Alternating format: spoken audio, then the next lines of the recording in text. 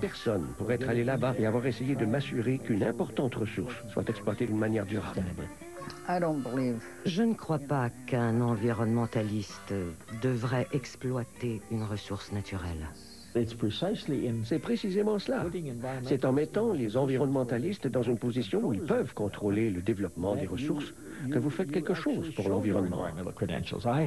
Je n'ai jamais cru qu'il fallait seulement pontifier et parler tout le temps, et ne jamais passer à l'action.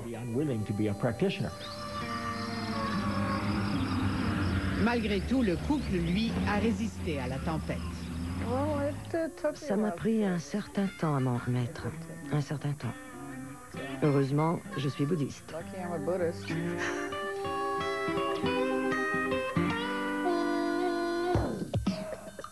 Après la pause, une éminence grise derrière Paul Martin.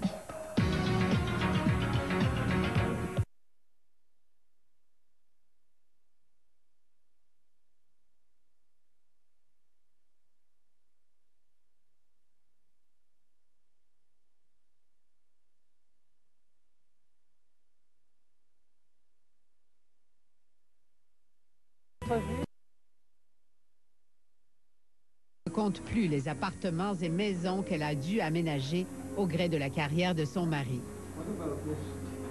Geneva, London, Costa Rica, and then all over Canada, New York, Colorado, Phoenix, Arizona. En novembre dernier, Maurice Strong a acheté cet appartement à Ottawa. Non pas qu'il déménage ici en permanence, puisqu'il possède au moins 5 résidences à travers le monde. Mais c'est un pied à terre bien pratique en ce moment. Le Parlement n'est pas loin. S'ils ont besoin d'aide. Pour le premier ministre Martin, Strong arrive en tête de liste des amis qui comptent. Grand ami de son père, il fait pratiquement partie de la famille. Morris va choisir là où il veut faire sa marque. Moi, je n'hésiterai jamais à lui demander conseil. Même si 8 années à peine les séparent, le premier ministre Martin entretient un rapport filial avec Strong. Dès ses premiers pas en politique, il lui avait conseillé de garder toujours son indépendance financière. Si je voulais aller en politique, c'était très important d'avoir une indépendance, d'être vraiment libre. C'est pour ça que vous avez acheté la Canada Steamship Line? Bien, quand est venu le temps pour moi d'acheter la compagnie, il fallait dire, c'était une négociation très ardue, et puis je n'étais pas sûr si c'était pour passer à travers. Et je dois vous dire que Morris, simplement par ses conseils, a toujours été là. Pas étonnant qu'en novembre dernier, lors de la Convention libérale, le triomphe pourtant prévu de Paul Martin a été un moment d'émotion. C'était l'un de ces moments. Quand je pense au passé et aux premières années avec lui et son père, quand je pense à ce que ce moment représente pour nous tous. Son père serait fier de lui. Hein? Je n'en ai aucun doute. Ça vous émeut d'en parler. Pourquoi? Je suppose que tout le monde a un côté émotif. Ce sont des périodes très importantes de ma vie. Certains de vos amis n'ont pas aussi bien fait que Paul Martin. Je pense à Al Gore. Je lui ai justement parlé hier soir. C'est vrai, il a gagné l'élection et a perdu la présidence. Il défendait des principes auxquels vous tenez beaucoup, l'environnement par exemple, beaucoup plus que l'administration actuelle. C'est juste. Et dans ce sens, je suis désappointé. J'aimerais voir le président Bush accorder la même attention à certains de ces problèmes qui sont autant une menace à la sécurité de l'Amérique et à celle du monde que l'est la menace terroriste immédiate, par exemple. Contrairement aux États-Unis, le Canada a ratifié le protocole de Kyoto, mais son application est loin d'être chose faite. Je vais faire tout ce qui est en mon pouvoir pour aider notre premier ministre à faire du Canada un pays qui prend ses responsabilités et en même temps faire quelque chose de rentable. Au-delà de l'environnement, c'est la place du Canada dans le monde qui tient à cœur à Maurice Strong. Et c'est là qu'il risque d'influencer Paul Martin. Nous avons une grande crédibilité, mais ce n'est pas suffisant. Il nous faut constamment mériter notre rôle particulier. Mais Maurice Strong ne risque-t-il pas, comme le pensent certains, de devenir une sorte de Rasputin, manipulant le premier ministre à sa guise? Il aime exercer une influence. Il aime s'engager. Mais il faut faire confiance au leader. Je doute que Kofi Annan ait posé des gestes, malgré lui, à cause de Maurice Strong. Je serais très surpris que Paul Martin fasse quoi que ce soit qu'il ne veuille pas faire à cause de Maurice Strong. Je peux vous assurer que je n'ai jamais posé un geste qui allait à l'encontre de ma volonté à cause de Maurice Strong. Ce qu'on veut obtenir, ce sont ses bons conseils. Je ne vous entends pas très bien. Je suis dans une foule. Son plus grand défaut, c'est qu'il faut être prêt à lui parler sur le téléphone à 3 heures le matin. Il ne semble pas reconnaître qu'il y a un décalage de l'heure entre l'Asie et le Canada. How much he asked for? 1,200. He should be even lower. I give him, okay, 600. Décalage horaire ou pas, Maurice Strong passe une bonne partie de l'année en Asie. Peu importe son chapeau, diplomate ou homme d'affaires, Strong a choisi Pékin comme base d'opération sur ce continent. Okay. Thank you.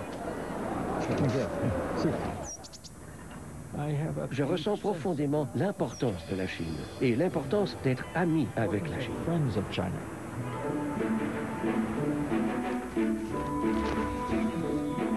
Ici aussi, il possède un appartement. Son premier voyage en Chine remonte à près de 50 ans.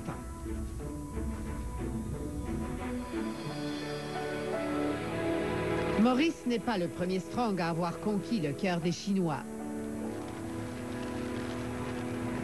Anna Louise Strong, une grande-tante paternelle, est une héroïne ici. Thank you very much, Anna Louise Strong, for putting the Strong name on the map in this great country. Militante syndicale américaine, journaliste aux sympathies de gauche, elle a été proche de Mao Tse-tung et a fini ses jours à Pékin en 1970.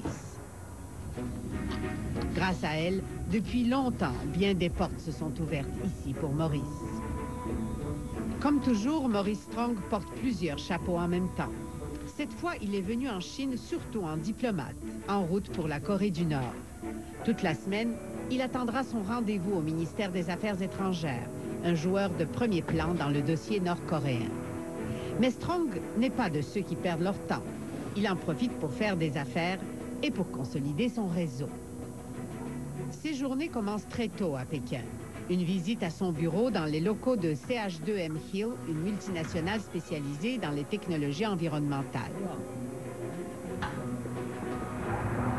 Partout où il va, Strong se fait accompagner par cet homme, Benjamin Fok, un des businessmen les plus riches de Chine.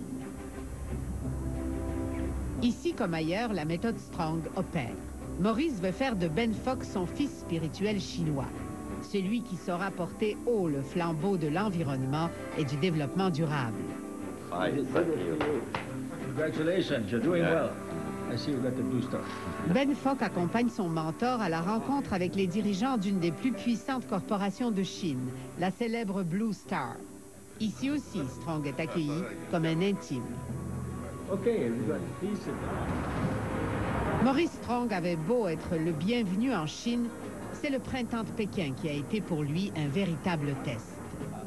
Après le massacre de Tiananmen au moment du sommet de Rio, il est venu ici personnellement pour demander aux dirigeants chinois d'y participer. Chaque personne qui essaie d'améliorer le monde, de le rendre plus pacifique, doit apprendre à garder ouvertes les voies de la communication. Même dans les situations les plus difficiles. Même qu'on devrait dire surtout dans les situations les plus difficiles. La semaine tire à sa fin.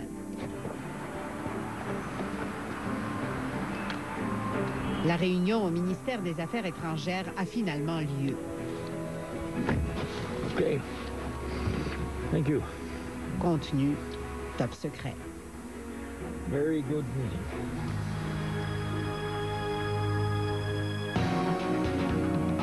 Après la pause, le bilan de sa carrière.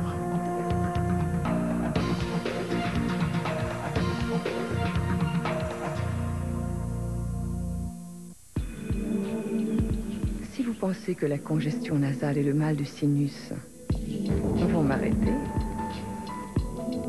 vous ne connaissez pas Advil? Advil rhume et sinus, un soulagement efficace pour le rhume. Depuis quelque temps, je pense souvent à mes os. Mon médecin m'a dit que mon régime alimentaire est pauvre en calcium. Le supplément de calcium Caltrate avec vitamine D aide à garder les os forts et à demeurer en santé. Il n'est jamais trop tard pour Caltrate.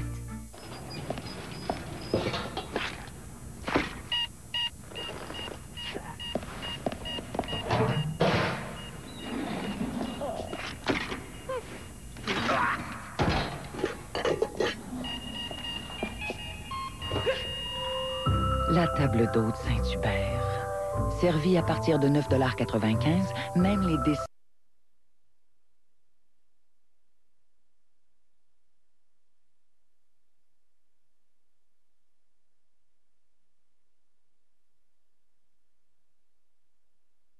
Maurice Strong a au bout du fil une personne importante. Cette fois-ci, c'est Robert Card, sous-secrétaire d'État américain à l'énergie. Sujet de discussion, le fameux pipeline pour la Corée du Nord. Perhaps creating an economic link between the two Koreas, which can help to keep the peace. It's always surprising. C'est toujours un peu étonnant et surprenant pour moi et nous tous, vous savez. Il peut recevoir un appel téléphonique de, qui sait, un chef d'État, le secrétaire général, mais la plupart du temps, c'est un appel de l'étranger, un dirigeant politique, un chef d'entreprise qui lui demande son avis. Constamment. Constamment. Et puis, il réintègre la fête en attendant le prochain coup de fil qui viendra inévitablement. Well, gee, you shouldn't do that. Yes, we should. Do you want to sit down, Granddad? I'm too excited to sit down. Père, grand-père, sous-secrétaire général de l'ONU, businessman, haut fonctionnaire, intime de plusieurs hommes et femmes de pouvoir, Maurice Strong, qui a toujours mené de front toutes ses missions à la fois, tient clairement à laisser sa marque. And so my dad used to get up on Christmas morning. Lorsque j'étais enfant et que les gens me questionnaient sur le métier de mon père, je ne savais que répondre. Et je ne le sais toujours pas. Pourquoi? Parce qu'il en fait tellement. Et il accomplit environ 10 fois plus de choses qu'une personne normale. Il continue de le faire, même s'il a atteint depuis longtemps l'âge de la retraite.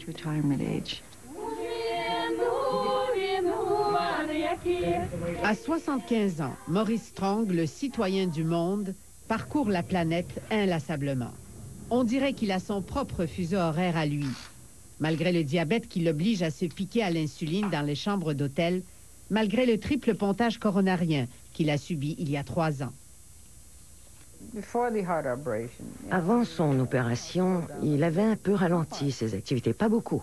Mais depuis qu'il a été opéré, il met 10 fois plus d'énergie à sauver la planète.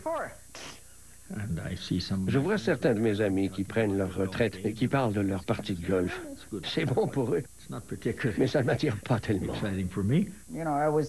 Vous savez, je dis aux gens qu'il fait le plein d'énergie cosmique quand il est dans les airs à voyager autour du monde. Au terme de 60 ans de carrière et de travail acharné, malgré les centaines de milliers de kilomètres parcourus à la recherche d'un monde meilleur, l'homme reste réaliste sur ce qu'un individu peut accomplir. Même s'il s'appelle Maurice Strong. La plupart des choses pour lesquelles j'ai travaillé, l'environnement, la lutte contre la pauvreté, une justice équitable, un monde meilleur, plus pacifique, plus équitable, aucun de ces objectifs ne s'est réalisé. On peut donc dire que tout ce que j'ai fait jusqu'à maintenant a été un échec. Mais un échec dans le sens que ce sont là de grands mouvements historiques, et personne ne peut y parvenir seul. Je perçois donc mon rôle comme ayant été très modeste. Comment puis-je faire ma part et faire avancer le processus? C'est tout ce qu'une personne peut demander.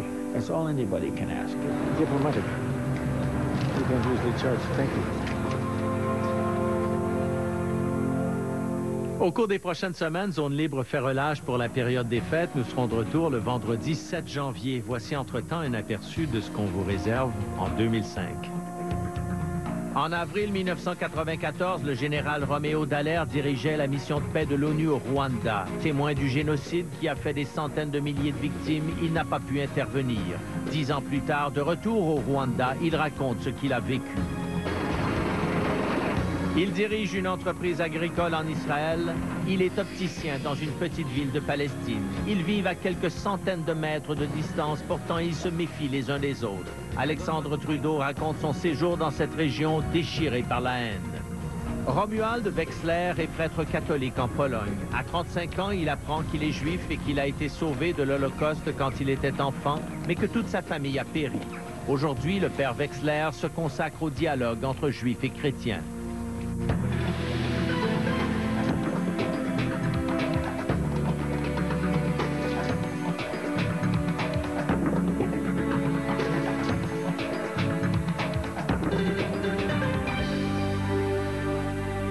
La marchandise chez Moores n'est en solde qu'une fois dans la saison, mais ça vaut le déplacement. Présentement, plus de la moitié de nos complets et de nos vestons sport sont en solde à des prix incroyablement bas.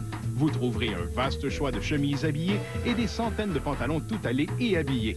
En plus d'énormes rabais sur les vêtements sport, les vêtements d'extérieur et les chaussures. Ce qui veut dire que la seule façon de battre les prix Moores, c'est avec les soldes de fin d'année chez Moores. Moores.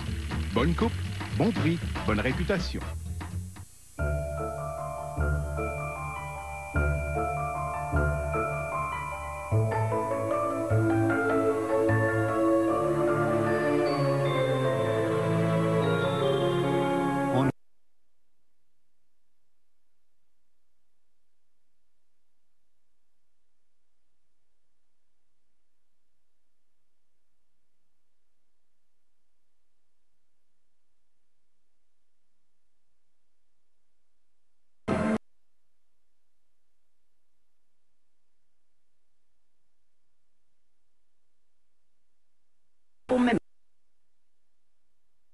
Au téléjournal.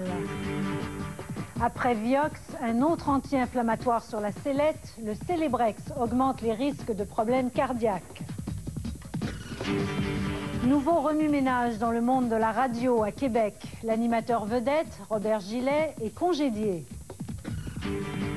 À Huntingdon, dernière journée à l'usine pour des centaines de travailleurs du textile.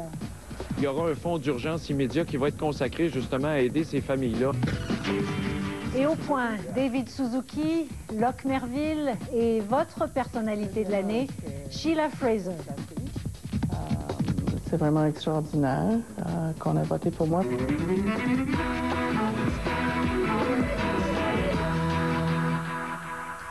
Mesdames et messieurs, bonsoir. Après la décision de retirer le Vioxx du marché en septembre dernier, de nombreux patients souffrant d'arthrite s'étaient tournés vers un autre médicament pour atténuer leur souffrance, le Celebrex. Or, ce soir, on apprend que le Celebrex n'est pas aussi sûr qu'on le croyait. En tout cas, le géant pharmaceutique Pfizer ne prend aucun risque. Il lance une mise en garde contre son médicament très populaire en raison des risques accrus de problèmes cardiaques qu'il comporte. Pfizer n'a toutefois pas jugé bon, pour le moment du moins, de retirer le Celebrex du marché. Les précisions de Michel Jean. Comme des milliers de Québécois, Yolande Geoffrion souffre d'arthrite. J'ai de plus en plus d'enflures qui s'installent. On peut voir un peu la différence. C'est assez douloureux. Les anti-inflammatoires de la nouvelle génération se sont montrés très efficaces pour soulager ces douleurs articulaires. Ah, c'est une pilule miracle. C'est presque instantané. Ça a enlevé complètement la douleur. Mais des études ont montré que ces médicaments pouvaient être dangereux. Il suffit de trouver quelqu'un qui vous dira « Je ferai tout pour toi ». Marie-Pierre, je ferai tout pour toi. Je ferai tout pour toi, ma fille. Inscrivez-vous dès maintenant sur tva.canoe.com. Tout pour toi, dès le jeudi 17 mars à TVA.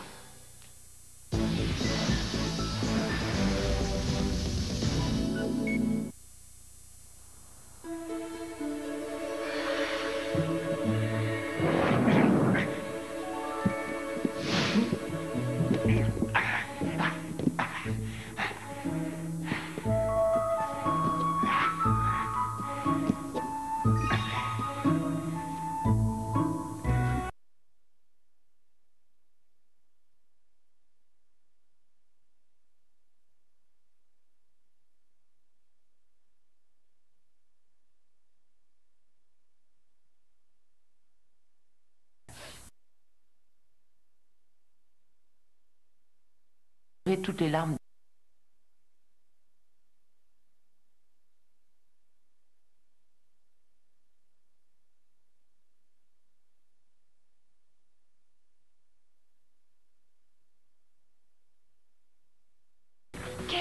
sensation.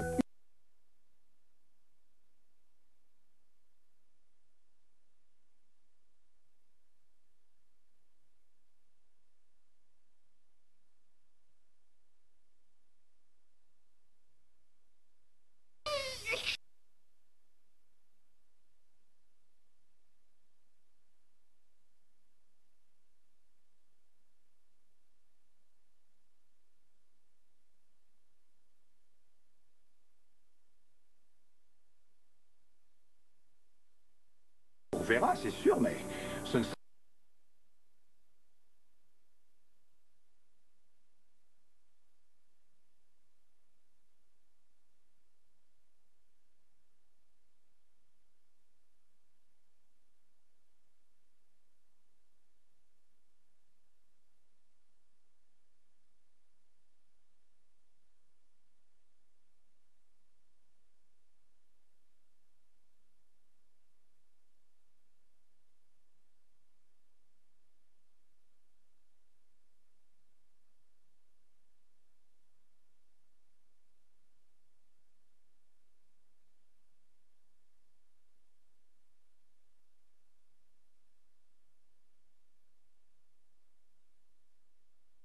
il n'en serait pas rendu là. C'est certain qu'on n'aurait pas laissé David avoir su ce qu'on est rendu là. C'est sûr que David, on aurait fait encore plus. Mais on l'aurait vraiment gardé avec nous autres pour pas qu'il ait à s'en aller justement, à fuir. Quel message vous lui envoyez ce soir à David? David, on t'aime. Puis, sois sans crainte, on n'est pas fâché contre toi. On veut que tu reviennes, appelle-nous, donne-nous signe de vie. On a confiance en toi, David, puis tu viens de nous prouver que tu étais très fort, très courageux. Je ne sais pas où tu puises la force pour avoir fait ça, mais tu es très, très fort, David. Puis reviens, puis on va t'aider, David, davantage. On va trouver une solution. C'est certain, David, que tu ne retourneras pas à l'école. Quel que soit là, ce qui arrivera, David, tu vas être heureux. Les meilleurs jours s'en viennent pour toi. Madame Lachance, M. Fortin, merci beaucoup d'avoir pris le temps de nous parler ce soir. Bon courage à vous deux.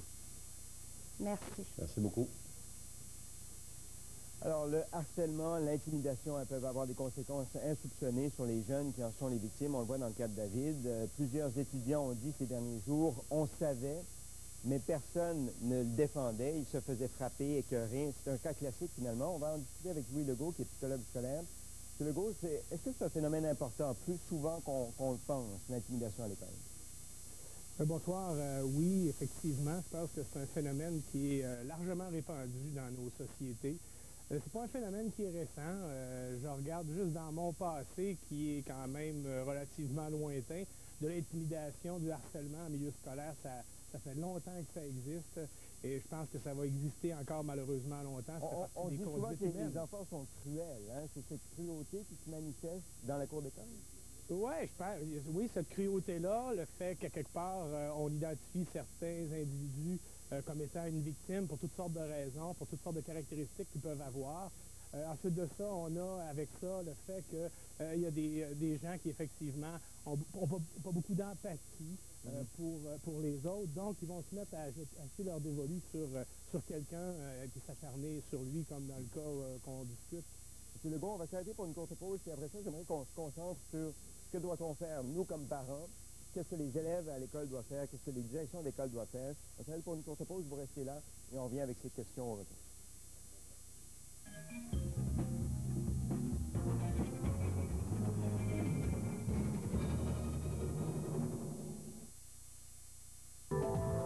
Les grands reportages, dans un instant.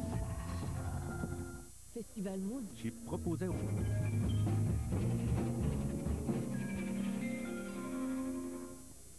Nous allons poursuivre la discussion sur l'intimidation à l'école avec Louis Legault, psychologue scolaire qui est dans nos studios à Québec. Monsieur Legault, quand on pense à l'histoire de David Fortin, dont on est sans nouvelles depuis une semaine, on se dit, comment ça se fait qu'il a pu être poussé aussi loin pour partir comme ça sans laisser de nouvelles? Quand on est parent et qu'on soupçonne notre enfant d'être victime de harcèlement, d'intimidation à l'école, ou qu'il a le courage, notre enfant, de s'ouvrir à nous pour dire « oui, je suis victime à l'école », qu'est-ce qu'on doit faire comme parent?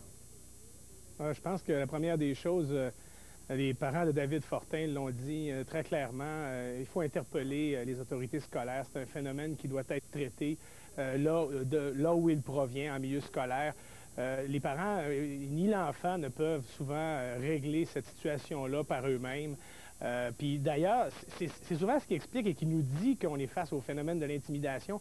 Quand les jeunes disent à leurs parents « arrête d'intervenir, ça va être pire », c'est justement, c'est pas une justification de ne pas intervenir. Au contraire, ça nous dit qu'il faut intervenir. Mais ça nous démontre bien le fait que ces jeunes-là sont isolés dans leur situation. On essaie de couper les liens avec la famille, de couper les liens avec les amis pour pouvoir mieux les intimider. D'accord, mais donc, alors quand les parents sont mis dans le coup, qu'ils parlent à la direction de l'école et que l'enfant revient le soir en disant « depuis que vous avez parlé, vous, mes parents, à la direction de l'école, c'est pire pour moi », à ce moment-là, qu'est-ce que l'école, elle, doit faire pour faire en sorte que la vie de cet enfant-là retrouve une certaine normalité? Écoutez, je pense qu'il y aurait une intervention en 5 volets à prévoir. La première des choses, et c'est peut-être particulier à dire, mais il faut insister sur la reconnaissance du problème. Il faut qu'on reconnaisse qu'effectivement, il y a plusieurs enfants dans nos milieux qui sont victimes d'intimidation. Encore trop souvent, en 2009, il y a des gens qui banalisent ce phénomène-là. Il faut sensibiliser l'ensemble des élèves aussi à la gravité de cette problématique-là. Il faut protéger les victimes, les amener aussi à être capables de demander de l'aide et surtout, quand ils demandent de l'aide, reconnaître cette demande-là et leur offrir du support. Il faut aussi intervenir, vous en doutez bien, sur les intimidateurs parce que trop souvent, on oublie que les intimidateurs auront eux-mêmes de graves problèmes déjà par le profil qu'ils présentent à l'heure actuelle. Et un des éléments qui est important de l'intervention, c'est amener l'ensemble des jeunes, l'ensemble des témoins de ces situations-là à se braquer devant ces intimidateurs-là pour eux aussi dire haut et fort, ça suffit, on n'accepte plus. Vous voyez donc quelques caractéristiques de David. Le numéro à appeler également si vous avez des informations au sujet de David. Quel est le rôle des parents des harceleurs? Bien des gens vont dire qu'ils ont, eux également, une responsabilité là-dedans. Ah, tout à fait. Je veux dire, c'est particulier, les parents des enfants intimidés, on voit tout de suite leur rôle de protection. Il ne faut pas négliger le rôle des parents des intimidateurs. Eux aussi, il faut qu'ils reconnaissent le problème. Les recherches ont démontré que les jeunes qui sont des intimidateurs dans nos sociétés sont des jeunes qui auront rapidement des problèmes avec la loi.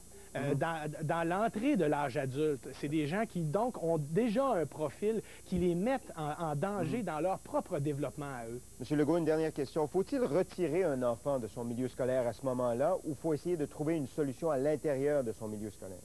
Bien, idéalement, évidemment, il faut trouver une solution la plus naturelle possible. Donc, je vous dirais que c'est à l'intérieur du système. Mais quand le milieu est rendu trop toxique parce que la situation a trop perduré, malheureusement, parfois, il faut le changer de milieu. Mais ce n'est pas nécessairement la solution qui est idéale. L'idéal, ça serait de réussir à trouver dans chacune de nos écoles une façon de faire qui puisse faire en sorte qu'on a un milieu sécuritaire pour nos enfants. Monsieur Legault, le message est lancé. Merci d'avoir pris la peine de nous parler ce soir. Ça m'a fait plaisir. REER, CELI, régime d'épargne-études, remboursement d'hypothèques. En cette période de grande incertitude sur les marchés financiers, les inquiétudes sont évidemment nombreuses. Et pour vous aider à naviguer ces eaux tumultueuses, 24 heures en 60 minutes vous offre une série de 3 émissions spéciales, les 23, 24 et 25 février prochains, dès 19 h. Vous pouvez nous faire parvenir vos questions dès maintenant via courriel à l'adresse qui apparaît au bas de notre tableau. Anne-Marie Dussault se fera un plaisir avec Gérald Filion et de nos spécialistes aussi de répondre à vos questions.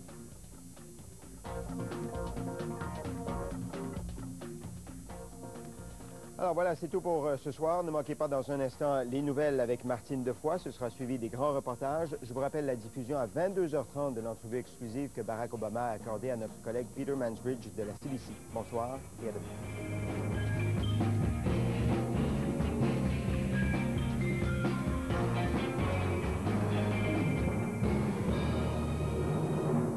Avec Maison La Prise, vous optez pour la force et la flexibilité de notre réseau. Des maisons à haut rendement énergétique pour tous les goûts et tous les budgets.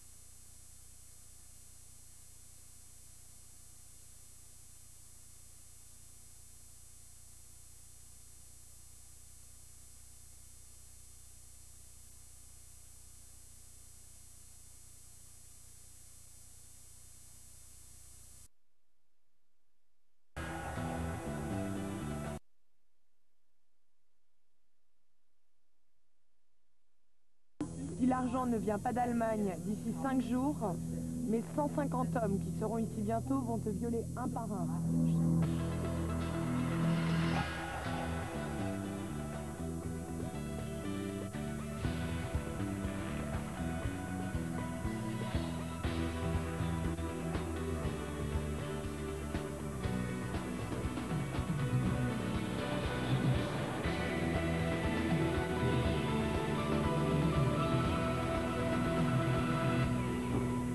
Bienvenue à Grand Reportage.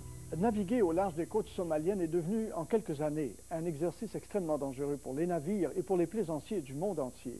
L'année 2008 a connu une augmentation sans précédent des actes de piraterie. Le détournement des cargaisons du Programme alimentaire mondial, de même que le spectaculaire capture d'un pétrolier saoudien, ont braqué des projecteurs sur le phénomène.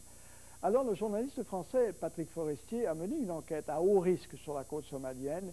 Il a même servi d'intermédiaire entre des preneurs d'otages lourdement armés et des touristes allemands détenus dans des conditions extrêmement difficiles. Bonjour monsieur. C'est un journaliste somalien, membre d'un clan important du pays. Un gage de sécurité en ce...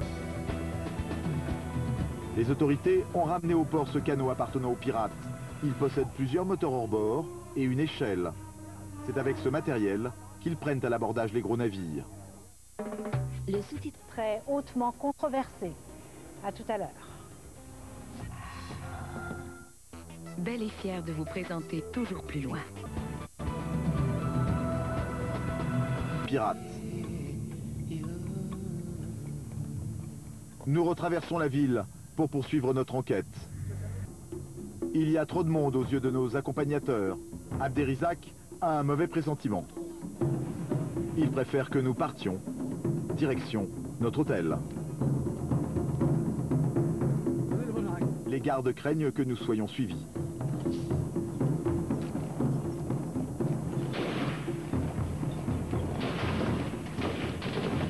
Nous tombons dans une embuscade.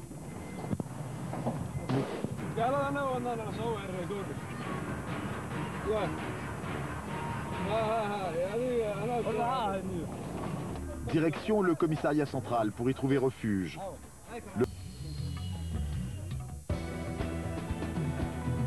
Il m'a dit, si l'argent ne vient pas d'Allemagne d'ici 5 jours, mes 150 hommes qui seront ici bientôt vont te violer un par un, chaque jour, jusqu'à ce que tu meures. Le président Obama a choisi le Canada pour sa première visite officielle à l'étranger. Jeudi, RDI sera en direct pour que vous soyez témoin de cet événement. À 10h avec Céline Galipeau, à 13h30 avec Patrice Roy. C'est un rendez-vous sur RDI. Méga projet d'un nouveau pont entre les... Vous aimez l'actualité en direct?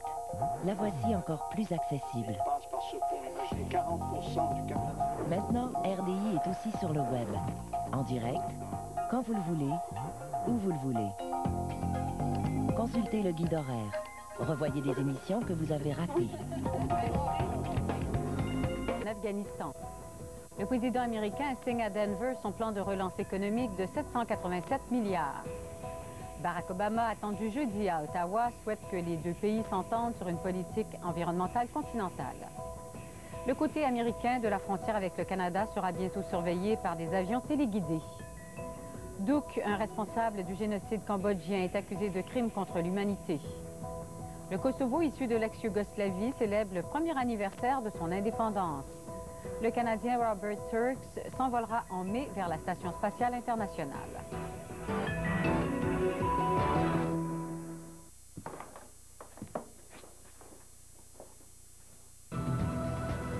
Les rançons, on sent qu'il y a quelque chose qui est en train de se mettre en place, une structure rigoureuse. Djibouti, le grand port de la Corne de l'Afrique, la plus grande base militaire française à l'étranger. Il est pirate pendant les 15-20 minutes de l'acte de piraterie. Avant, c'est pas un pirate, peut-être qu'il a des armes à bord, peut-être qu'il a des échelles, mais sur quelle base allez-vous l'arrêter pour dire tu es un pirate? Voilà, ça c'est le premier point. Le deuxième, c'est qu'une fois que le bateau est piraté, c'est une prise d'otage. On peut faire une intervention musclée, une prise de biforce, comme ça peut être fait pour pouvoir assurer que la zone soit vierge de danger. À Djibouti, nous retrouvons une dernière fois Abdirizak, notre guide d'allemand. Du lundi au vendredi. Faste, l'expression poétique des troubadours. Desjardins ajoute à cette histoire le personnage de Gauthier sans avoir, un cerf qui entreprend de se faire justice et qui donne le point de vue des désirés. Du grand Desjardins, pour les amateurs et les autres, selon Simon Thiers. Cette capsule des librairies indépendantes du Québec vous a été présentée en collaboration avec la librairie boutique Vénus de Rimouski et la librairie Pantoute de Québec. Que vous soyez entrepreneur, gestionnaire de projet,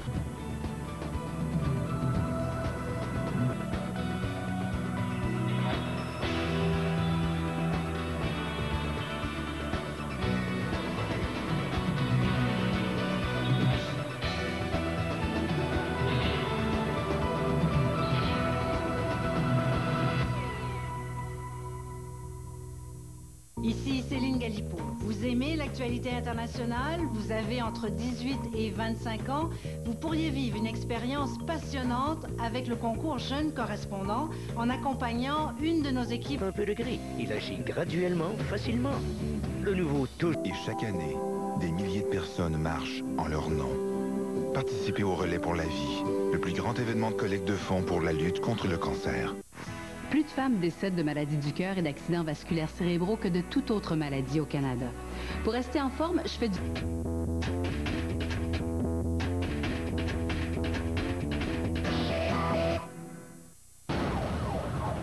Aujourd'hui, à Image Choc, un voleur intrépide prend la fuite, mais se fait éjecter de son véhicule.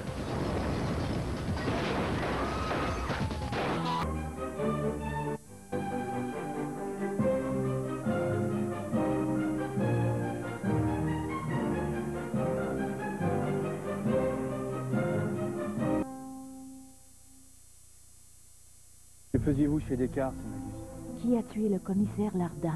Parmi les 3 masques dans la dispute de l'autre nuit, il y avait Lardin? Personne n'est à l'abri du soupçon. Dois-je en inférer que je figure également sur la liste des suspects? Que vous est-il arrivé? Battre en retraite, la reconstitution de la bataille des plaines est annulée. Nulle part dans le monde, il y a des gens qui fêtent une défaite. Et à quand le grand ménage dans l'industrie des produits amaigrissants?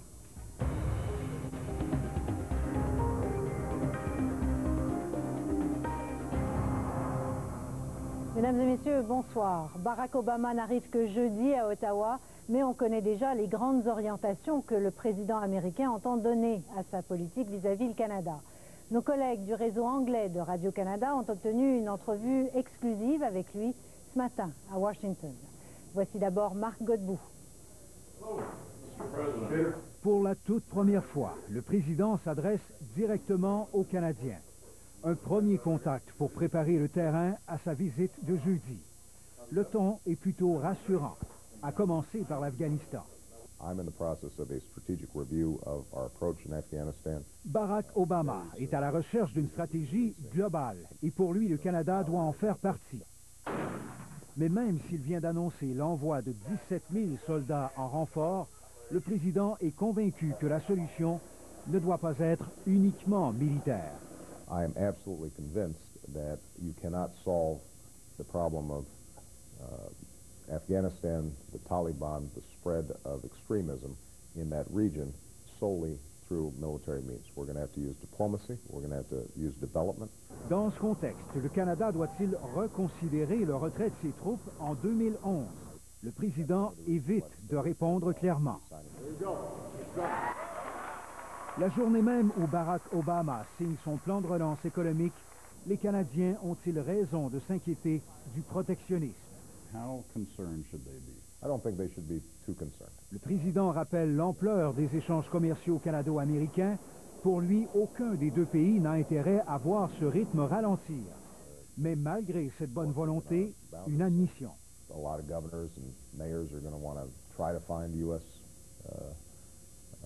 Equipment or services, but that we are going to abide by our World Trade Organization and NAFTA obligations just as we always have. Qui dit économie dit énergie. Qui dit énergie dit environnement. Les sables bitumineux de l'Alberta sont dans la mire de l'administration Obama. Le président mise essentiellement sur les nouvelles technologies pour réduire l'impact et les niveaux de consommation des carburants fossiles. And so we're not going to be able to deal with any of these issues in isolation. The more that we can develop technologies that tap alternative sources of energy, but also contain the environmental damage of fossil fuels, the better off we're going to be. Environnement, Afghanistan, protectionnisme. Dans les trois cas, prudence et volonté de rassurer. À quelques semaines d'importants sommets internationaux, le président américain sait que les États-Unis doivent rebâtir les ponts avec leurs alliés et que ce premier voyage à l'étranger sera particulièrement observé. Marc Godbout, Radio-Canada, Ottawa. Retrouvons maintenant notre chef de bureau, Daniel Lessard. Daniel, on vient d'entendre l'essentiel du message de Barack Obama. On comprend un peu ce qu'il a en tête pour sa visite dans 2 jours. Écoutez, Céline, il n'arrivera pas ici avec ses gros sabots et sa liste d'épicerie. Il est beaucoup plus subtil que cela, mais il y a, dans l'entrevue qu'il a accordée à nos collègues de CBC, des messages très clairs. J'en ai retenu 3, si vous me permettez. Un premier sur le commerce. Non, il n'est pas protectionniste, le président, mais il y a un congrès qui l'est à l'occasion. Il y a les grandes villes et les États qu'il ne peut pas contrôler. Donc, s'il décide d'acheter américain, il ne peut rien faire. Deuxièmement, les sables bitumineux. Excellente idée. C'est beaucoup trop polluant. Oui, on est prêt à l'acheter, après à collaborer si on trouve la technologie pour rendre ça moins polluant. Et troisièmement, et peut-être là où ça va être le plus compliqué pour le Canada, c'est l'Afghanistan. Le président dit qu'il faut transformer cette mission-là, mettre l'accent sur la diplomatie, sur le développement. Ça peut être attirant pour le Canada. Mais le Canada a promis de sortir de là avant 2011. Il y aura sûrement, Céline, des élections d'ici 2011 au Canada. Et je ne suis pas certain que Stephen Harper voudrait les faire sur l'Afghanistan. Mais en même temps, comment dire non à un président des États-Unis qui s'appelle Barack Obama? Oui, et aussi populaire que Barack Obama. Mais Daniel, le gouvernement Harper, lui, minimise un peu les sujets de discussion. On vient presque à réduire cela à une simple rencontre sociale. Les porte-paroles cet après-midi ont donné l'impression qu'on ne contrôlait pas la sécurité, qu'on ne contrôlait pas l'ordre du jour. On ne veut pas nous dire qui sera l'entourage de Harper lors de ces rencontres-là. Écoutez, c'est comme si on était un peu dépassé par l'événement. Mais on va parler d'économie, l'automobile en particulier. Vous connaissez les échéances importantes cette semaine. On va parler de l'Afghanistan, c'est bien sûr, parce que M. Obama veut en parler, et aussi des sables bitumineux. C'est peut-être ça la bonne nouvelle pour Stephen Harper, que le président est prêt à collaborer là-dessus. Merci beaucoup, Daniel. Au revoir. Au revoir. Cela dit, Ottawa prend des allures de forteresse cette semaine. Les mesures de sécurité mises en place pour la visite de jeudi perturberont les activités sur terre et même dans les airs. Mathieu Nadon. D'heure en heure, la colline du Parlement se métamorphose. Clôture métallique, vitres par balles, des hommes en complet et lunettes de soleil dignes d'un film d'espionnage. Ottawa a l'habitude des visites présidentielles, reste que celle-ci sera particulière, même si elle durera moins de 7 heures. On observe les événements qui se passent aux États-Unis et puis on sent qu'il y a une différente dynamique vis-à-vis le genre de foule qui viendrait à cette visite présidentielle que d'autres visites qu'on a eues auparavant. D'autres visites comme celle de George Bush en 2004 où des manifestants avaient fait de la casse. Les commerçants du centre-ville d'Ottawa qui s'étaient barricadés respirent un peu mieux cette fois. Je pense que cette fois-là, tout le monde va attendre M. Obama avec les bras et les corps très ouverts. Reste que circuler dans la capitale jeudi sera tout un casse-tête. Plusieurs rues près du Parlement seront fermées. Les voyageurs qui passent par l'aéroport d'Ottawa devront aussi s'armer de patience. L'espace aérien sera complètement interdit durant 45 minutes à l'atterrissage d'Air Force One vers 10h30. Ce sera la même chose lorsque le président repartira en fin d'après-midi. Et ceux qui veulent s'approcher du Parlement, le seul arrêt sur l'itinéraire de Barack Obama, devront d'abord se soumettre à une fouille. On va vérifier et s'assurer que les gens qui rentrent ne posent pas un danger à ceux qui sont présents et évidemment au président et son entourage. Et même ici, les chances d'apercevoir Barack Obama jeudi seront bien minces. La limousine du président américain s'arrêtera sous la Tour de la Paix, à quelques pas de la porte, mais à des dizaines de mètres des barricades et de la foule. Mathieu Nadon, Radio-Canada, Ottawa. Plus tard à l'émission, de longs extraits de cet entretien avec Barack Obama et aussi, il a présumément beaucoup de sang sur les mains. À venir au téléjournal, le procès de Douk, un ancien bourreau des Khmers rouges, s'est ouvert au Cambodge.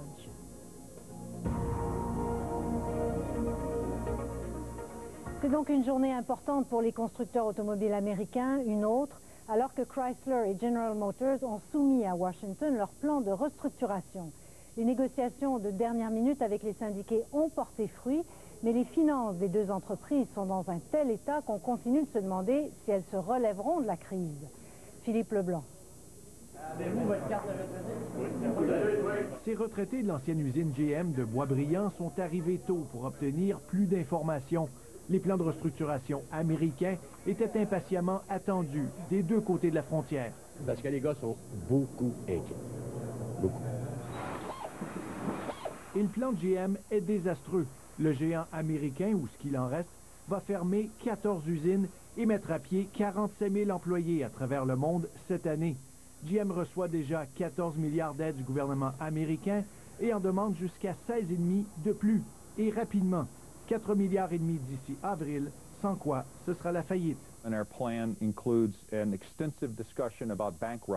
PDG de GM admet qu'il a même songé à la faillite, une option de 100 milliards de dollars selon lui, ce qui coûterait encore plus cher au gouvernement et aux contribuables. Chrysler aussi demande 2 milliards de dollars supplémentaires. Le constructeur veut mettre 3 000 employés à pied et éliminer 3 modèles de voitures.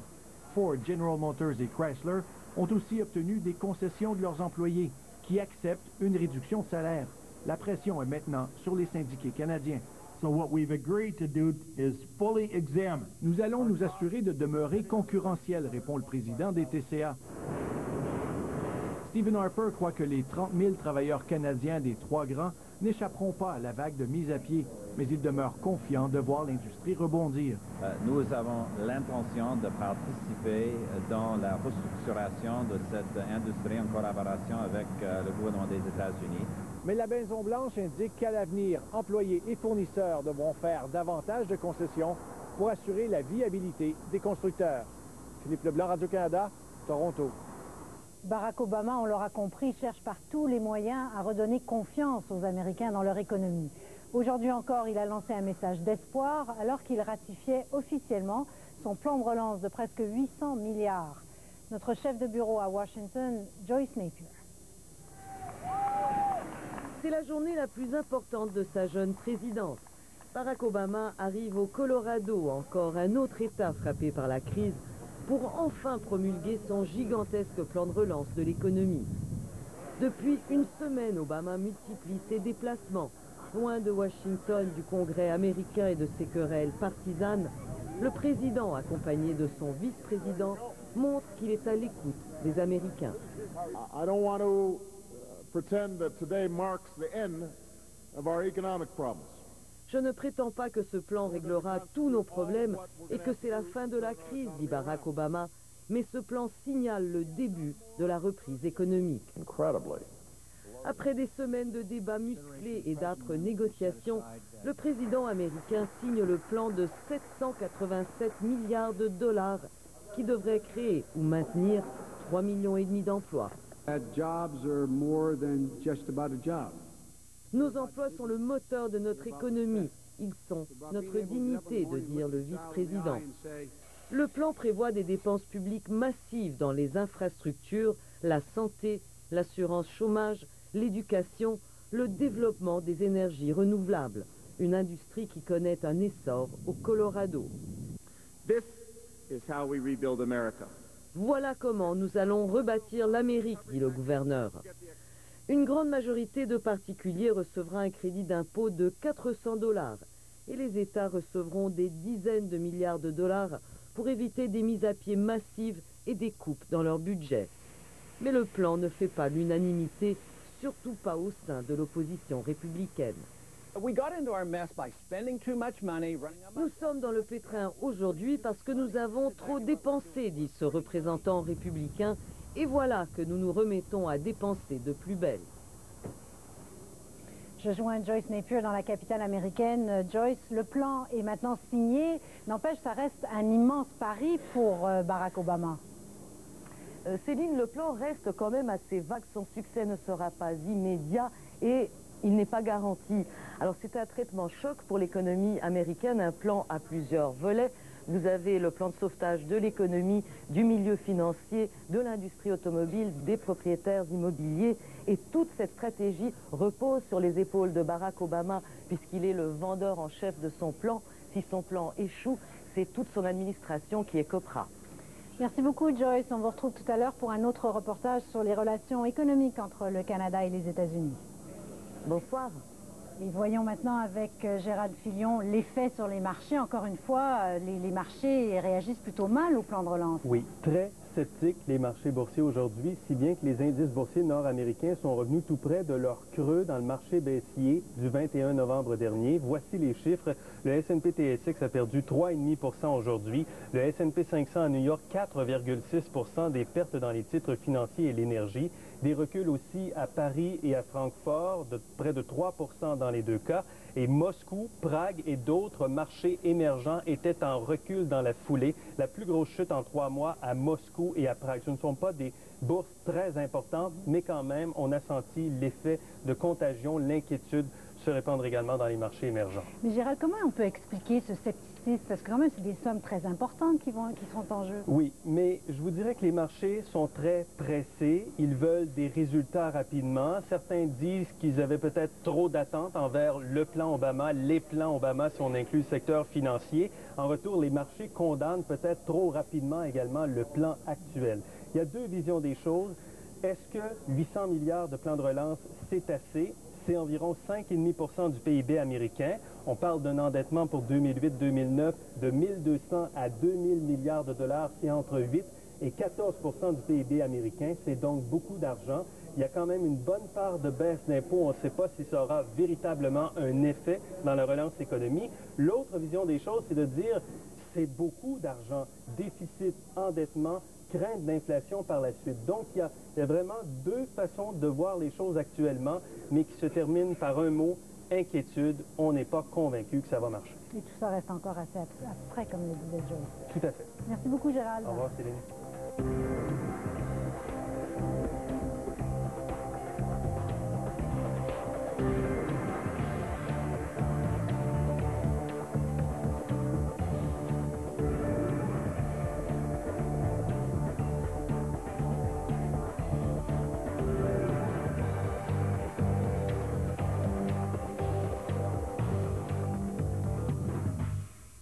La controverse politique a forcé la Commission des champs de bataille nationaux à déposer les armes. Il n'y aura pas de reconstitution de la bataille des plaines d'Abraham cet été à Québec.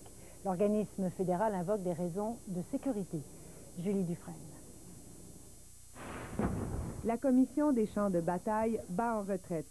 La controverse a eu raison de la reconstitution de la bataille des plaines d'Abraham et du bal masqué. Deux événements qui étaient prévus cet été pendant la commémoration du 250e anniversaire.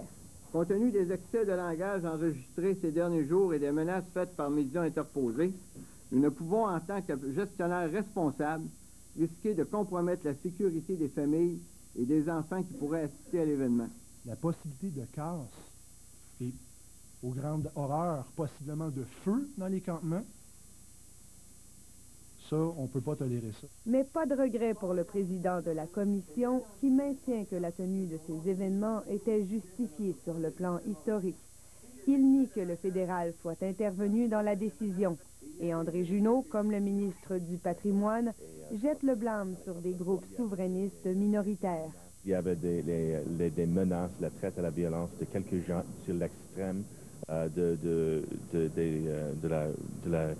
des séparatistes. Ceux qui avaient menacé de perturber l'événement attendaient de pied ferme la décision de la Commission. Certains crient victoire. Ah oui, c'est sûr, je suis satisfait. Avec une petite organisation, on a parvenu à faire tomber ce qui pour nous était le principal irritant, c'est-à-dire la reconstitution.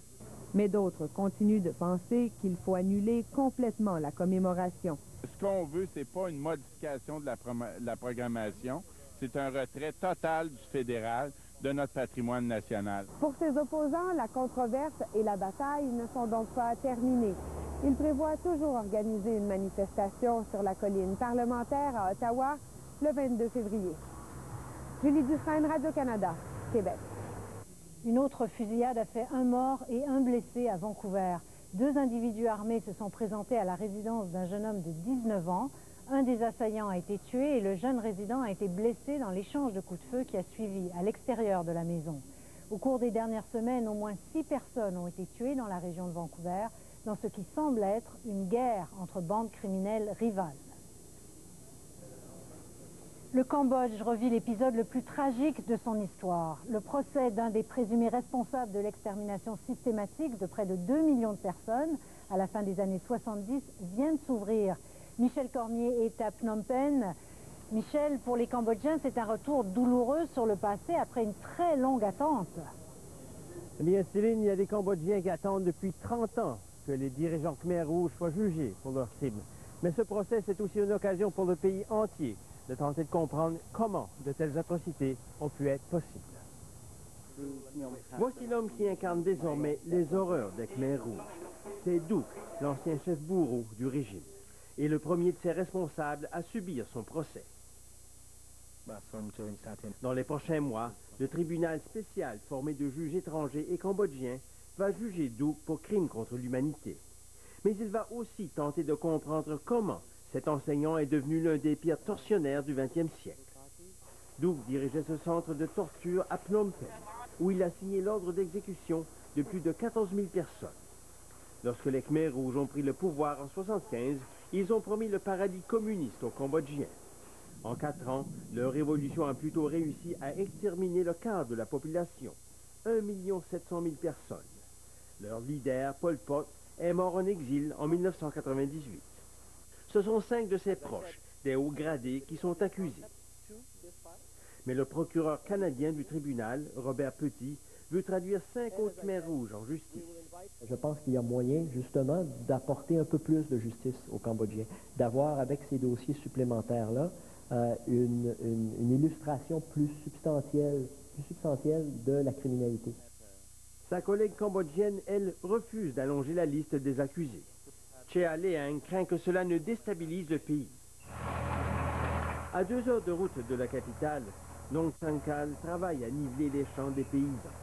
À l'âge de 6 ans, il a été emmené avec ses parents à la prison de Duc. Tous les 2 sont morts. Il espère témoigner au procès de Duc, mais il souhaite aussi que davantage d'anciens Khmer Rouges soient accusés. 5, ce n'est pas assez, dit-il. Il y en a beaucoup plus qui sont coupables. Duc dirigeait la prison, mais on ne sait pas qui se cachait derrière lui. 30 ans plus tard, la justice rattrape finalement les Khmer Rouges.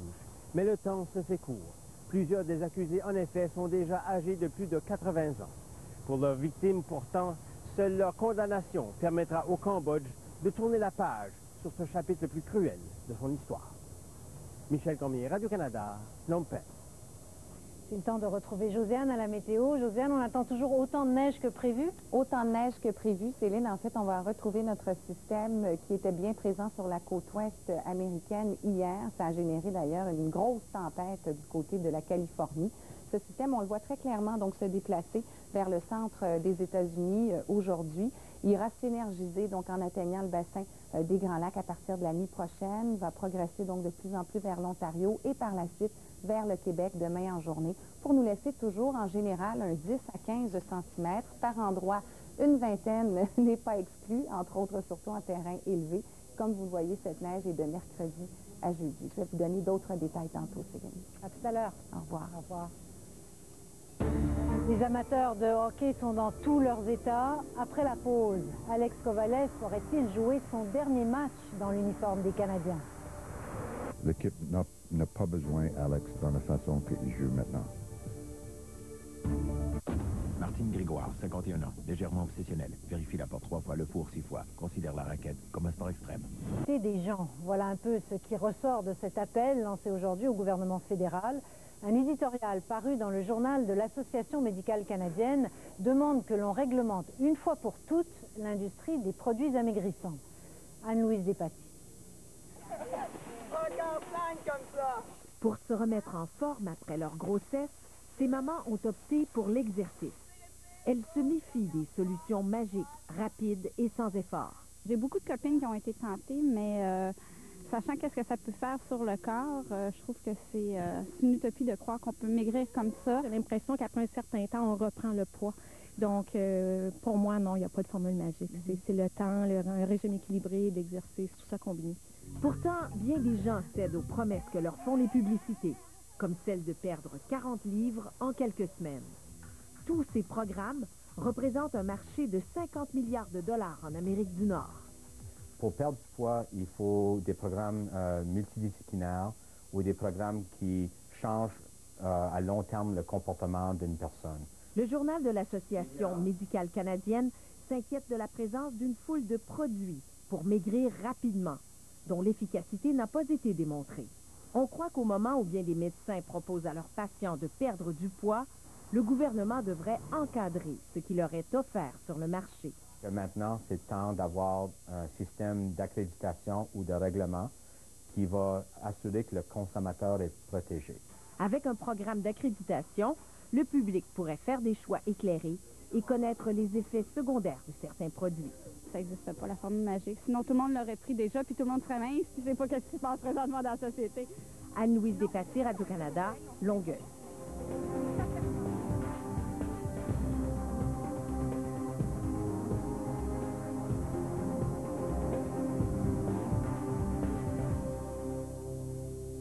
Le Kosovo a célébré aujourd'hui le premier anniversaire de sa déclaration unilatérale d'indépendance de la Serbie.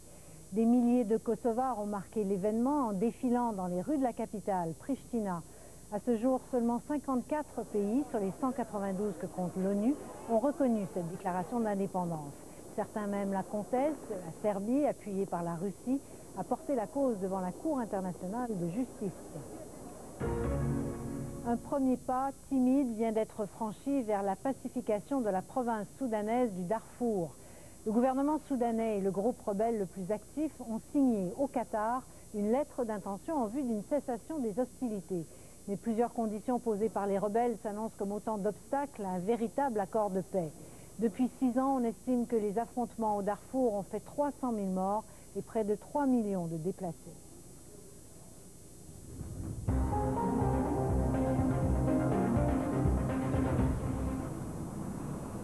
On en parlait tout à l'heure, mon collègue de CBC, Peter Mansbridge, a pu s'entretenir ce matin avec le président Barack Obama.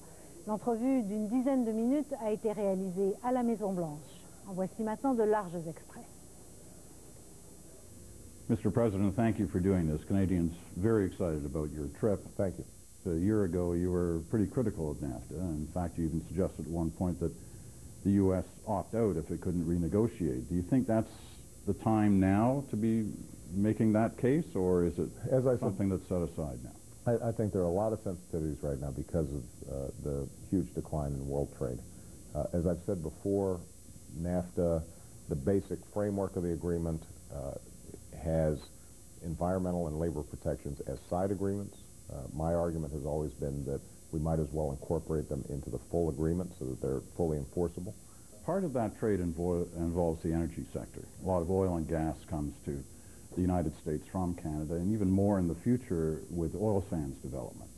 Now, there are some in your country and Canada as well who feel the oil sands is dirty oil because of the extraction process. What do you think? Is it dirty oil? Well, what we know is that oil sands creates a big carbon footprint. And so the dilemma that Canada faces, the United States faces, and China and the entire world faces is how do we obtain the energy that we need to grow our economies in a way that is not rapidly accelerating climate change. And that's one of the reasons why the stimulus bill that I'll be signing today contains billions of dollars towards clean energy development. I think to the extent that Canada and the United States can collaborate on ways that we can sequester carbon, capture greenhouse gases before they're emitted into the atmosphere, that's going to be good for everybody, because if we don't, then we're going to have a ceiling at some point in terms of our ability to expand our economies and maintain the standard of living that's so important, particularly when you've got countries like China and India that are obviously interested in catching up. Afghanistan, as you know, Canada's been there from the beginning, since the fall of 2001, and has suffered extreme casualties in its combat missions there. The Canadian Parliament has decided out of combat by the year 2011. When you go to Ottawa, will you have any suggestions to Canada that it should reconsider what its role in Afghanistan is? Well, first of all, I think the Canadian contribution has been extraordinary. And for all the families who have borne the burden in Canada, I think we all have a heartfelt thanks. I'm in the process of a strategic review of our approach in Afghanistan. Very soon, we will be releasing some initial plans in terms of how we are going to approach the military side of the equation in Afghanistan.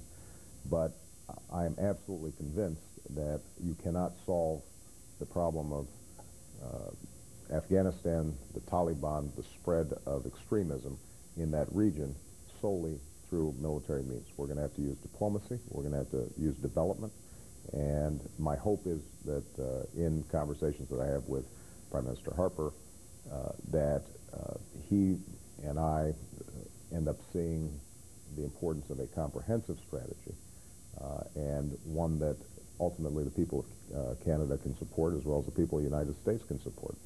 But are you saying that you will or you won't ask Canada to remain in the combat role? Well, I think, we've got until 2011, according to the Canadian legislature, and I think it's important for the Canadian legislature and the people of Canada to get a sense that what they're doing is productive. So what I will be communicating is the approach that we intend to take.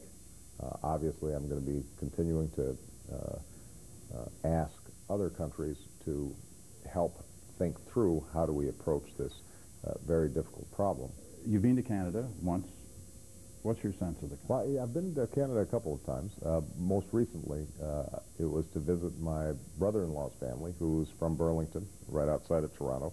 And, one of the things that I think has been striking about Canada is that in the midst of this enormous economic crisis, I think Canada has shown itself to be a pretty good manager of the financial system and the economy in ways that we haven't always been here in the United States. And I think that's important for us to take note of, that it's possible for us to have a vibrant banking sector, for example, without taking some of the wild risks that have resulted in so much trouble on Wall Street. Mr. President, thank you very much. Thank you so much. Appreciate it. Il va sans dire, l'économie est le sujet incontournable des discussions qu'auront Stephen Harper et Barack Obama. Et au cœur de la question, il y a la tentation protectionniste chez notre principal partenaire économique. Tour d'horizon avec à nouveau Joyce Napier et Bruno Bonamigo. C'est un va-et-vient constant au Capitole. On sent une certaine fébrilité. Ces jours-ci, sénateurs et représentants mettent les dernières retouches au plan de relance de l'économie de 800 milliards de dollars. Au Congrès, c'est un moment de grand théâtre. What happened to the promise that we're going to let the American people see what's in this bill for 48 hours? But nope, we don't have time to do that. Les républicains s'opposent presque unanimement au plan de Barack Obama, le plus coûteux de l'histoire. Le débat n'aura duré que quelques semaines au Congrès, mais assez pour que viennent s'ajouter au projet de loi des clauses et des dispositions qui ont suscité de vives polémiques, comme la clause Buy American, acheter américain, qui visait à protéger l'industrie sidérurgique américaine, mais pour tous les partenaires commerciaux des États-Unis, le Canada compris, cette clause sentait le protectionnisme. It is definitely political posturing because the U.S. policymakers who were rushed into voting on various bailout packages that they hadn't read completely really need to show that they're doing something to help the economy. So there is an element of rhetoric, but it's also real. I mean, it sends a real signal to our trading partners about whether or not we value their markets. Les États-Unis ont perdu 3,5 millions d'emplois depuis le début de la crise économique. Les élus semblent peu préoccupés par autre chose, comme par exemple les ententes commerciales ou le voyage de Barack Obama au Canada. Pendant le débat, groupes de pressions et lobbyistes ont sillonné les couloirs du Congrès, comme Scotty Greenwood, dont la principale mission est de défendre justement les intérêts commerciaux du Canada. Pas facile. I really worry about the ignorance. I really worry that U.S. policymakers actually don't understand how important Canada is to the U.S. But you know what, it isn't just protectionism on this side of the border. We're at the beginning of redefining the relationship. This trip is important because it will set the tone and it'll set the stage. L'ambassadeur canadien Michael Wilson n'est pas resté quoi non plus. Il a envoyé une lettre aux élus et a contacté des alliés au Congrès, comme le représentant Henry Brown, président du caucus les amis du Canada, Friends of Canada. Ambassador Wilson certainly talked to me personally about it, and he has a very concern about it. And I try to assure him that there was nothing directed towards Canada that would cause him some alarm. En pleine polémique, la Maison-Blanche annonce que Barack Obama ira au Canada le 19 février. Une visite éclair, certes, mais c'est sa première visite officielle à l'étranger. Au fil des discussions et débats, la clause Buy American a été diluée pour y inclure l'obligation de respecter les traités commerciaux comme l'ALENA, le traité de libre-échange nord-américain. A potential source of trade wars that we can't afford at a time when trade is sinking all across the globe. Voilà un message bien reçu par le monde des affaires et par de rares politiciens comme le républicain Henry Brown, l'ami du Canada. Sa Caroline du Sud natale exporte des voitures BMW au Canada. Ses plages accueillent des millions de touristes canadiens. Canada is our closest neighbor. It's one of our, better trading partners. And so why not continue to cultivate that relationship, which we already have such a good connect with already. And so I'm pretty excited that he would make Canada his first, out of the country visit. Une visite que la Maison-Blanche veut sans histoire. Une visite de travail, 4 heures. Un minimum de protocole, pas de grands discours. Une brève conférence de presse. Barack Obama a d'autres problèmes à régler chez lui. Il n'en cherche pas d'autres. N'hésitez pas à nous faire vos commentaires ou vos suggestions de reportages. Voici comment vous pouvez communiquer avec nous.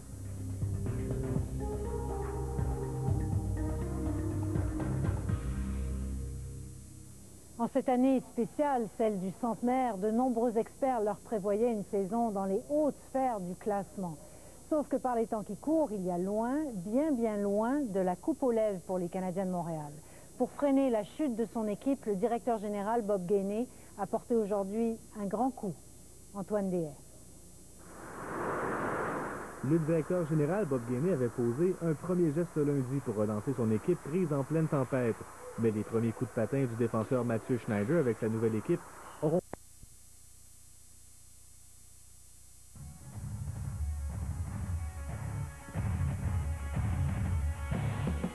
Nous autres, Production Banque Nationale. Et action!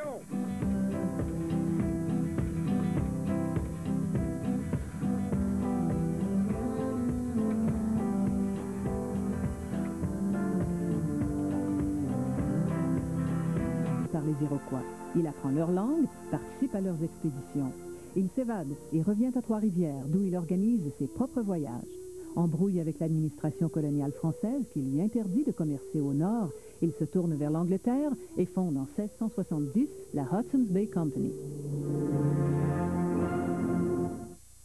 $1 million comptant à gagner pour une 5e année. Seulement chez Ameublement Tanguay. En plus du choix des grandes marques. On connaît maintenant les 32 films québécois en nomination pour le prochain gala des Jutras qui sera diffusé à la télévision de Radio-Canada le 29 mars. C'est Babine, un film fantastique de Luc Picard, inspiré d'un conte de Fred Pellerin, qui domine la compétition. Les détails avec Tania Lapointe. 32 films québécois sont en liste cette année dans les 18 catégories du prochain gala des Jutras. C'est quoi l'amour? L'amour, c'est comme un frisson dans le dos.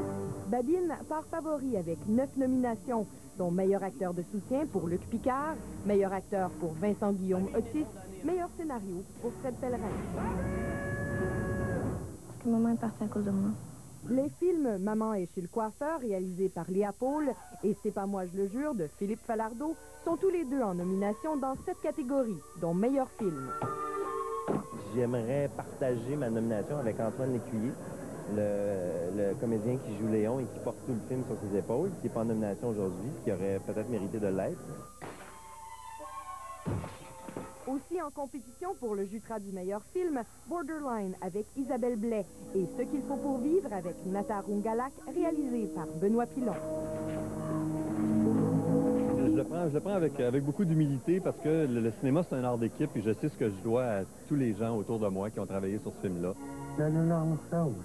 surprise dans la catégorie meilleure actrice, Isabelle Blais, Suzanne Clément et Guylaine Tremblay affronteront la comédienne hollywoodienne Susan Sarandon du film québécois-anglais Emotional Arithmetic. Karine Vana s'animera pour la première fois le Gala des Jutras. Pour les textes, elle fera appel au talent de Guillaume Vigneault, qui est en lice dans la catégorie meilleur scénario pour Tout est parfait. Et puis là, c'est une lettre, quelque chose. Je suis pas un scripteur d'humour, puis Karine ne se prétendra pas humoriste, puis on va pas essayer de faire le boulot de François Havard, Patrick Huard, mêlé. On va vraiment faire quelque chose qui nous ressemble. Le 11e Gala des Jutras sera diffusé le 29 mars à 19h30. Tania Lapointe, Radio-Canada, Montréal.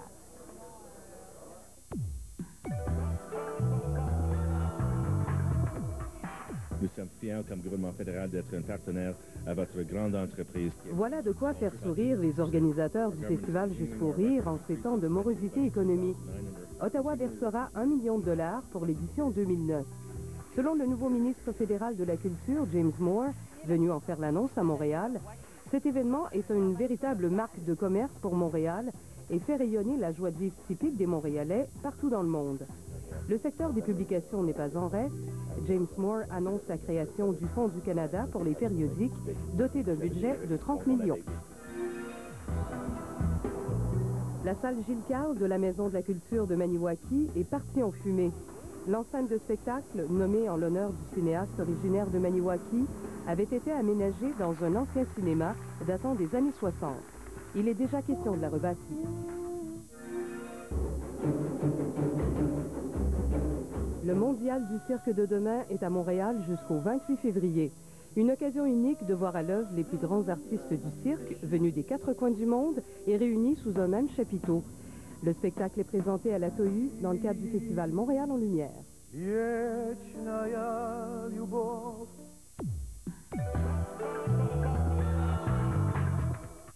Demain à C'est ça la vie, je reçois un mordu des Oscars qui souligne ça en grande à chaque année. Il a invité tellement d'amis pour regarder la soirée dimanche prochain qu'il a dû louer un restaurant. C'est ça la vie, demain à 14h à Radio-Canada. Peux-tu venir? Mais je devais être là dans une heure. Non, tout de suite. Il faudrait que tu viennes tout de suite. Virginie, demain 19h à Radio-Canada. La nouvelle se répand dans chaque région. Partout au pays, l'agriculture va de l'avant. Alimentation, santé, énergie. 8e jour de la disparition du jeune David Fortin, nous parlerons d'intimidation à l'école avec une directrice d'établissement scolaire et un pédopsychiatre. Il y a quelques heures de la visite de Barack Obama, ses attentes au sujet de l'Afghanistan, de l'environnement et de l'énergie. Après RD Express, que voici?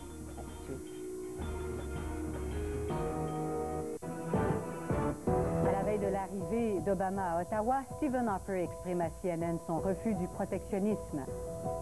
Barack Obama crée un programme pour aider 9 millions de propriétaires à refinancer leur hypothèque. Le commandant des forces internationales en Afghanistan juge insuffisant les renforts américains. Paris appelle au calme la Guadeloupe qui se révolte contre la vie chère. Des réfugiés mettent le feu au centre de rétention de l'île sicilienne de Lampedusa. La marine argentine évacue les passagers d'un bateau de croisière coincé en Antarctique. Le Cirque du Soleil a 25 ans, il sera fêté ici et dans le monde.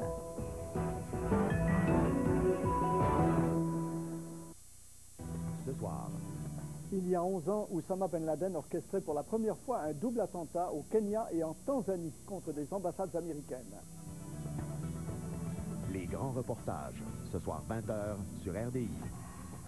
Ici Jean-Thomas Jobin, et moi il y a une phrase importante que j'aimerais que vous reteniez, et pour que vous la reteniez plus facilement, je vais la lire de façon très saccadée. Alors voici.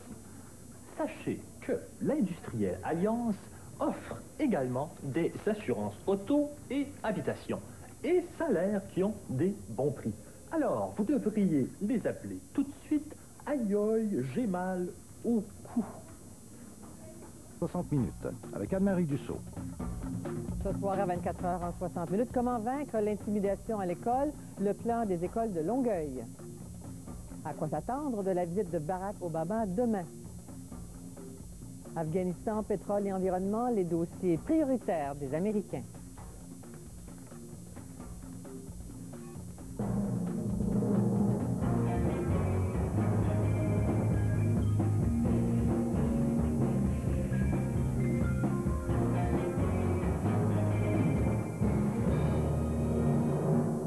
Mesdames, Messieurs, bonsoir et bienvenue à l'émission. Vous aurez compris par les manchettes qu'une bonne partie de cette émission sera consacrée à la visite de Barack Obama demain à Ottawa. Mais d'abord, cela fait maintenant 8 jours que l'on est sans nouvelles du jeune David Fortin, allemand. On sait maintenant qu'il était victime d'intimidation à l'école, quelque chose qui se produit malheureusement trop souvent.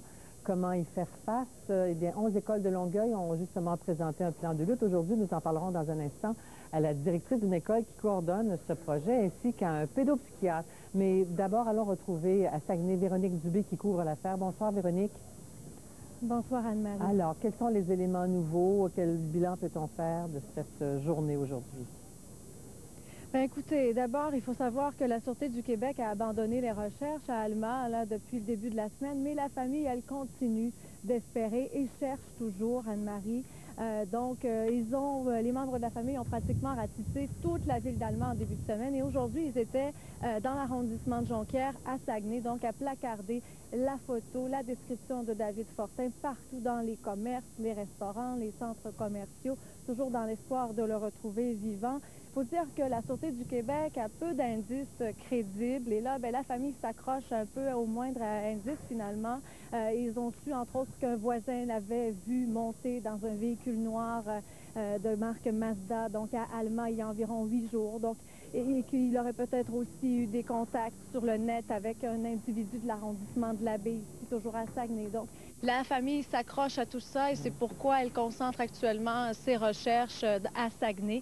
Mais naturellement, ces informations-là ont déjà été vérifiées par la Sûreté du Québec. Mais comme plusieurs familles le feraient sans doute dans cette situation, elle continue ses recherches par elle-même. Donc, la famille garde espoir, mais en étant plus précis, la Sûreté du Québec abandonne les recherches dont les battus et tout ça, mais continue une enquête, j'imagine. Oui, parce qu'il y a quand même plusieurs personnes qui continuent d'appeler d'un peu partout au Québec. La population continue de téléphoner au 1-800-INFO-CRIM, pensant avoir vu David Fortin, qui pensent donc avoir peut-être vu en bordure de la route le moindre adolescent. Les gens, on sent bien que les gens de la population du Québec est à l'affût. Maintenant, David Fortin a 14 ans. Il était vêtu d'un manteau noir et rouge de marque Polaris. La famille est convaincue qu'il s'est peut-être changé, qu'il a peut-être changé ses vêtements. Une chose est certaine, Anne-Marie, demain matin, 9h, au poste de police d'Alma de la Sûreté du Québec, un point de presse, histoire de faire le bilan de cette enquête-là et aussi de ces recherches. Bien sûr. Alors, merci. J'imagine que vous y serez demain matin à ce point de presse. On s'en reparlera sûrement demain. Merci, Véronique. Au revoir. Au plaisir. Au revoir. Nous, comme ministère, nous allons reparler avec la commission scolaire, celle-là et toutes les autres, pour nous assurer que d'abord, on prend très sérieusement ces situations-là, qu'on les prend au sérieux, et s'assurer que dans chaque commission scolaire, les éléments au plan, c'est-à-dire la concertation, travailler avec les services policiers, travailler avec les parents, travailler avec les organismes et surtout aussi avec les jeunes qui sont à la fois victimes et agresseurs, que toutes les étapes et les plans d'intervention sont bien définis. Alors, c'est la ministre Courchaine ce matin, on l'entend, elle prend au sérieux cette question d'intimidation et il y a des coïncidences comme ça dans la vie. Aujourd'hui même, 11 écoles de Longueuil lançaient un programme de prévention. Alors, j'accueille maintenant la directrice de l'école, Pierre d'Iberville, qui est responsable de ce projet, Francine Desurcy, est avec nous. Bonsoir, Mme Desurcy. Évidemment, ce n'est que pure coïncidence. Vous travaillez sur ce projet-là depuis un moment. Effectivement, notre plan d'action était déjà en élaboration depuis plusieurs mois. Alors, malheureusement, les événements d'Alma se produisent au même moment, mais il n'y avait pas de lien. Et ce matin, dans votre point de presse, on pouvait voir de jeunes enfants simuler des scènes d'intimidation. Le jeune David Fortin, c'est un adolescent, mais vous êtes surtout au primaire. Et ça commence, pourrait-on dire, à l'enfance. Ça commence très tôt, l'intimidation. Ça peut commencer très jeune, effectivement. Et les jeunes qui faisaient cette simulation montraient bien l'impact que peuvent avoir, évidemment, des événements d'intimidation sur eux. Quels sont justement les impacts que vous observez au quotidien? Bien, on peut constater en classe un manque de concentration pour la tâche, une démotivation à se présenter à l'école. Certains élèves trouvent des moyens d'éviter de venir à l'école ou se portent malades. Donc, on peut aller à la dépression, bien sûr. Ouais. Tous ces événements-là sont tristes. Mais qu'est-ce qui vous a poussé à mettre en place un programme comme celui-là? C'est-à-dire que c'est répandu chez vous, c'est comme ailleurs? Qu'est-ce qu'il y en est? En fait, on constate que l'intimidation existe partout. Grave, non. On constate que dans nos écoles de Longueuil, cette situation-là existe sans être dramatique. Toutefois, on se dit, l'intimidation a tellement d'impact négatif sur la réussite des élèves, sur le bien-être des enfants à l'école, qu'il nous fallait agir et la prévention est une bonne façon de le faire. Alors, c'était la raison pour laquelle nous